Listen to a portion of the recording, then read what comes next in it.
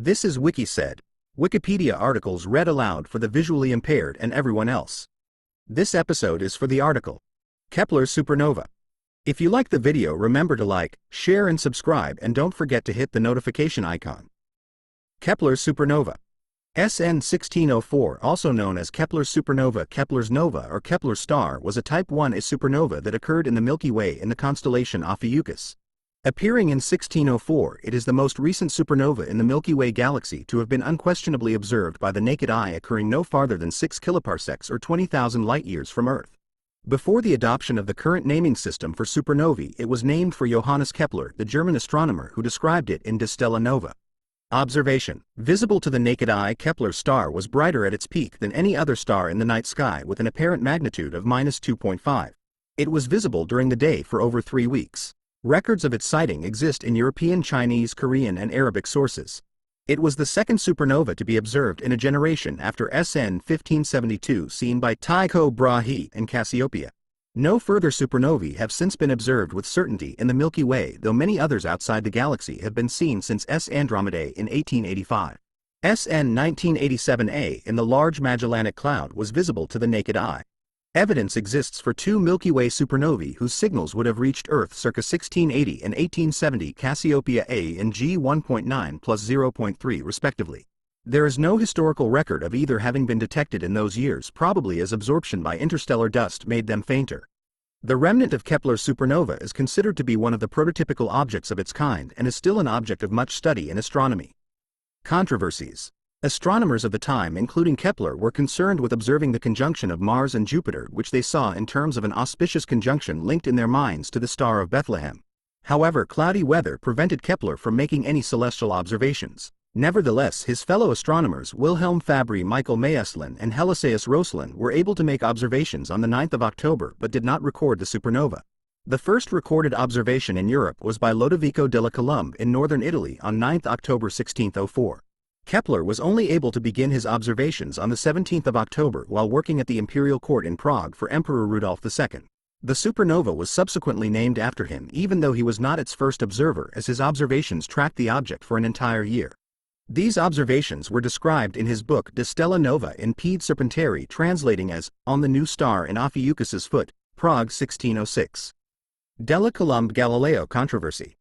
In 1606, Della Colombe published Discourse of Lodovico della Colombe, in which he shows that the star newly appeared in October 1604 is neither a comet nor a new star, and where he defended an Aristotelian view of cosmology after Galileo Galilei had used the occasion of the supernova to challenge the Aristotelian system. The description of Galileo's claims is as follows. Quote, Galileo explained the meaning and relevance of parallax, reported that the nova displayed none, and concluded as a certainty that it lay beyond the moon. Here he might have stopped, having dispatched his single arrow. Instead, he sketched a theory that ruined the Aristotelian cosmos. The nova very probably consisted of a large quantity of airy material that issued from the Earth and shone by reflected sunlight like Aristotelian comets. Unlike them, however, it could rise beyond the moon.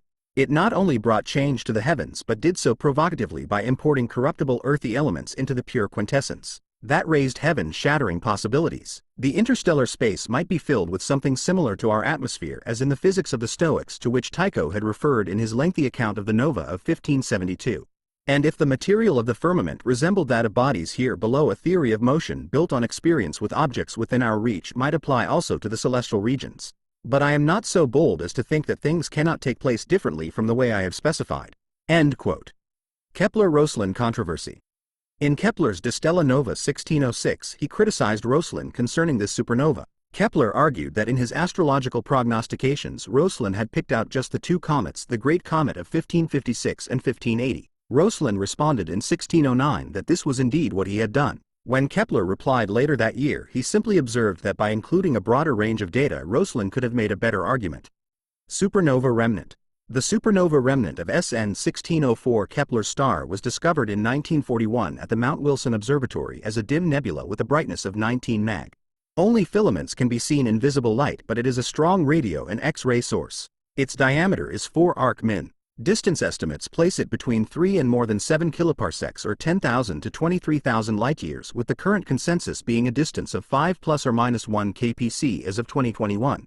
The available evidence supports a Type 1a supernova as the source of this remnant, which is the result of a carbon-oxygen white dwarf interacting with a companion star. The integrated X-ray spectrum resembles that of Tycho's supernova remnant, a Type 1a supernova. The abundance of oxygen relative to iron in the remnant of SN 1604 is roughly solar, whereas a core collapse scenario should produce a much higher abundance of oxygen. No surviving central source has been identified, which is consistent with a Type 1a event. Finally, the historical records for the brightness of this event are consistent with Type 1a supernovae. There is evidence for interaction of the supernova ejecta with circumstellar matter from the progenitor star, which is unexpected for Type 1a but has been observed in some cases. A bow shock located to the north of this system is believed to have been created by mass loss prior to the explosion. Observations of the remnant are consistent with the interaction of a supernova with a bipolar planetary nebula that belonged to one or both of the progenitor stars. The remnant is not spherically symmetric, which is likely due to the progenitor being a runaway star system. The bow shock is caused by the interaction of the advancing stellar wind with the interstellar medium. A remnant rich in nitrogen and silica indicate the system consisted of a white dwarf with an evolved companion that had likely already passed through the asymptotic giant branch stage. As a reward for listening the whole way through, here are some bonus facts.